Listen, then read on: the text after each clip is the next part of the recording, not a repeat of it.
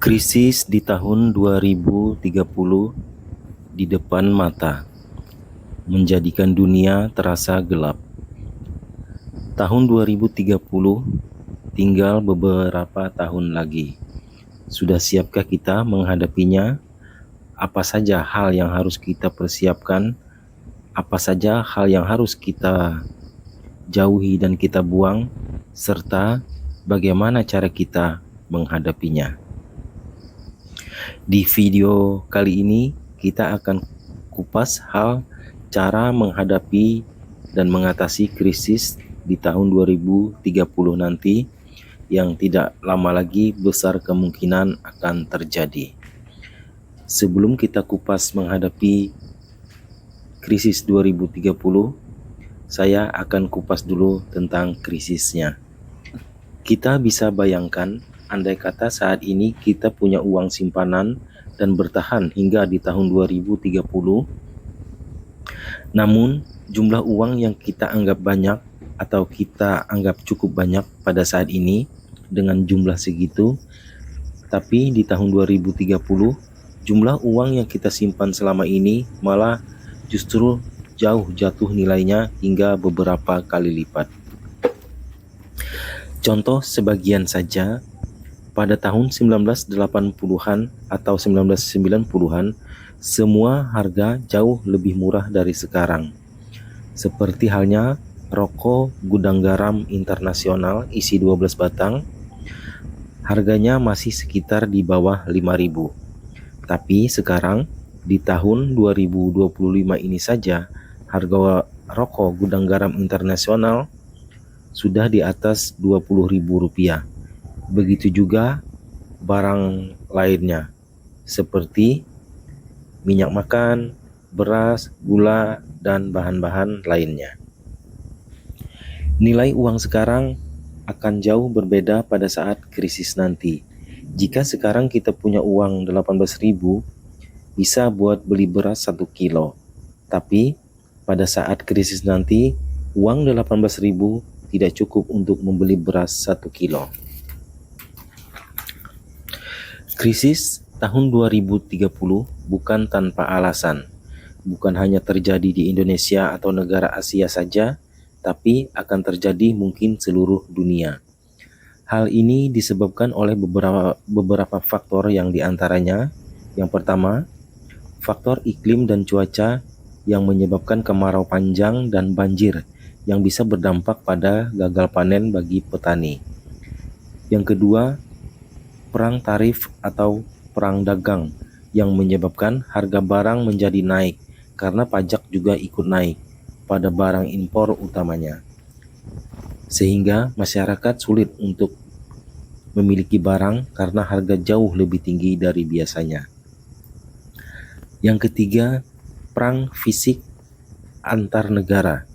Hal ini menyebabkan terganggunya pertanian, perdagangan, dan sistem keamanan dan ketahanan pangan pada negara yang terjadi perang, bahkan bisa berpengaruh pada negara sekitarnya. Kesemua kejadian tersebut bisa menjadi pemicu atau penyebab keterbatasan dan ketersediaan pangan dan bahan keperluan lainnya.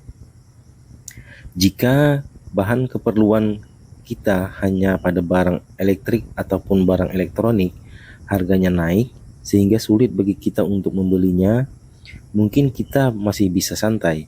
Tapi jika harga yang naik adalah barang-barang makanan, sedangkan kita tidak punya uang yang cukup untuk membelinya karena kita sudah tidak bekerja, karena PHK atau karena perusahaannya tutup, dan pada saat itu kita tidak punya persiapan untuk menghadapinya, maka tentu menjadi masalah besar bagi kita. Mau pinjam uang kemana kita? Orang-orang sulit untuk meminjamkan, karena hampir semua orang mengalami hal yang sama. Sama-sama kesulitan, sama-sama kepanikan, sama-sama bingung dalam menghadapi kenyataan hidup yang entah kapan berakhir. Perusahaan banyak gulung tikar, PHK di mana-mana, cari kerja susah.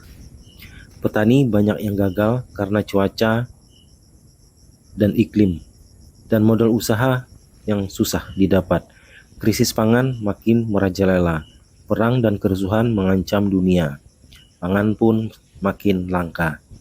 Andai kata kita sudah berada di posisi seperti ini, maka barulah kita menyadari betapa pentingnya berpikir menghadapinya. Namun, betapa menyesalnya kita jika tidak mempersiapkannya sebelum hal itu terjadi. Karena kelalaian kita sendiri yang hanyut terbawa arus hawa nafsu. Yang ketika kita sedang berada dalam ekonomi normal, pemasukan ada tiap bulan, gaji masih lancar, tapi kita lupa menyisihkan untuk hari esok yang bakal gelap.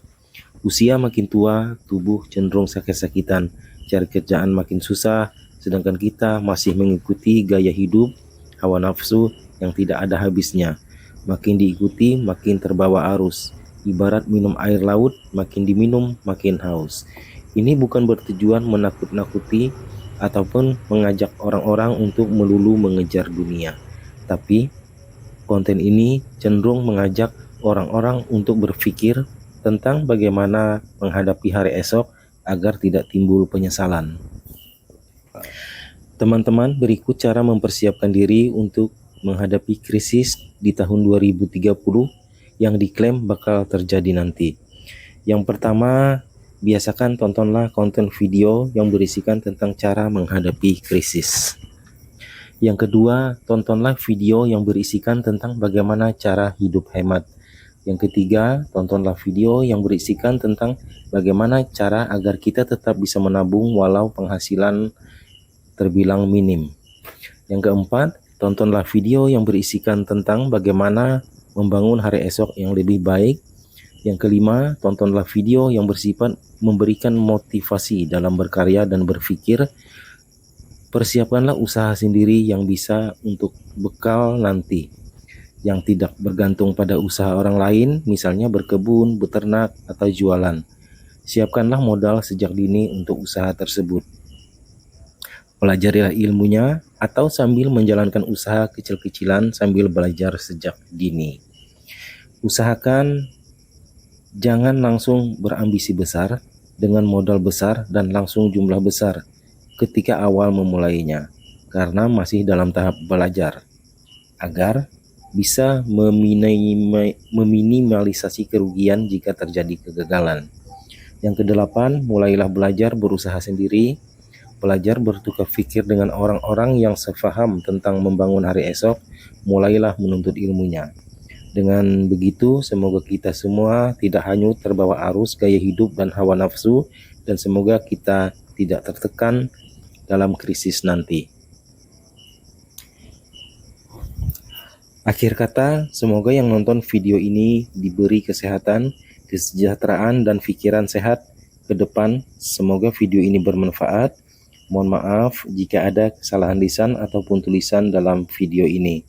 Sampai jumpa di konten selanjutnya dan bye-bye.